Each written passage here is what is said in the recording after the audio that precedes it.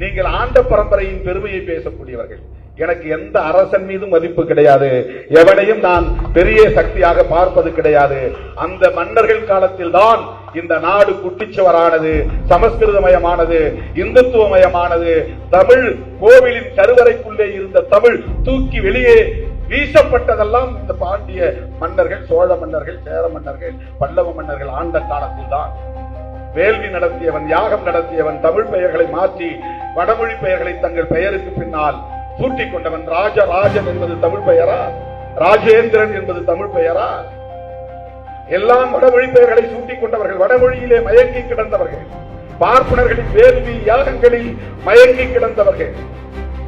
அவர்கள் எப்பேற்பட்ட மன்னாதி மன்னர்களாக இருந்தாலும் அவர்கள் எம் தமிழ் அழிவதற்கும் எம் கலாச்சாரம் அழிவதற்கும் வழிவகுத்தவர்கள் என்பதை உணர்ந்தவன் நான். இந்த மாதிரி அரசியல் அறவேக்காடுகள் அறிவில்லாம அனத்தூன்னு முன்னாடியே கணிச்ச ராஜராஜ சோழன் தன்னோட கல்வெட்டுகளை முழுமையான அழகான தமிழ்ல தான் உருவாக்கி வச்சிருக்கிறாரு. கோவில்ல மட்டும் இல்ல, தன்னுடைய போர்கள், வரிமுறைகள், நிர்வாக முறைகள், சாசனங்கள் எல்லாத்தையுமே தமிழ்ல தான் பதிவு செஞ்சிருக்கிறாரு. அதாவது தமிழ் தான் அரசு மொழியாவே இருந்திருக்கு. கோவில்களுக்குள்ள இருந்த தமிழ அரசர்கள் வெளியே துரத்துனாங்கன்னு கூசாம சொல்றாரு திருமாவளவன் அவர்களே. தேவார பாடல்களை தேடி கைப்பற்றி நம்பியாண்டர் நம்பி மூலமா அதை தொகுத்து கொடுத்ததே ராஜராஜ சோழன் தான். கோவில்கள்ல திருமுறைகள் பாடுற வழக்கம் உருவாச்சு.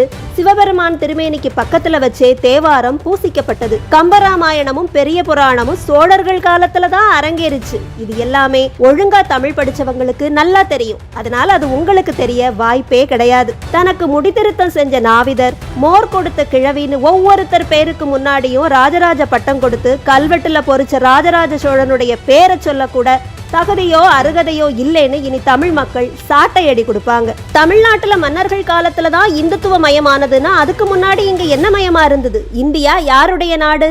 நீங்க எத்தனை தடவை பொய் சொன்னாலும் கத்துனாலும் கதறினாலும் தமிழ்நாடு சனாதன தர்மம் விளைந்த பூமி. இங்க பிற மதங்கள் படையெடுப்புகளால புகுத்தப்பட்டதுதான்னு ஸ்கூல் படிக்கிற குழந்தைகளுக்கு கூட இந்த காலத்துல நல்லாவே தெரியும். அதனால உங்க பொய் மூட்டைகளை ஓரமா வச்சுட்டு ஒழுங்கா அரசியல் பண்ணுங்கிறது தான் தமிழ் மக்கள் சொல்ற கருத்தா இருக்கு.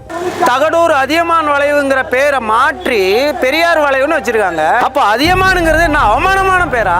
எங்கள் தமிழ் அடையாளங்கள் எல்லாம் இப்படித்தான் கொஞ்சம் கொஞ்சமா அழிச்சுக்கிட்டு வராங்க. இதை நாங்க இனிமேலும் இந்த தமிழ் சமூகம் ஏற்காது. பெரியாரை முற்று முழுசும் தொடை தெரியணும், திராவிடத்தை இல்லாம ஆக்கணுங்கிறது தான் தமிழ் தேசியத்தினுடைய உயிர் நாடியான கொள்கை. அதை நாங்க தெளிவா இருக்கிறோம். வரலாற்றை மறந்துவிட்டு எந்த இனமும் எழுச்சி வராது என்கிறான் புரட்சியாளர் லெனின். தன்னின வரலாறை அறியாதவன் சுடுகாட்டில் இறந்து கிடக்கிற பிணத்திற்கு சமமானவன் என்கிறான் ஹோ சி மின்.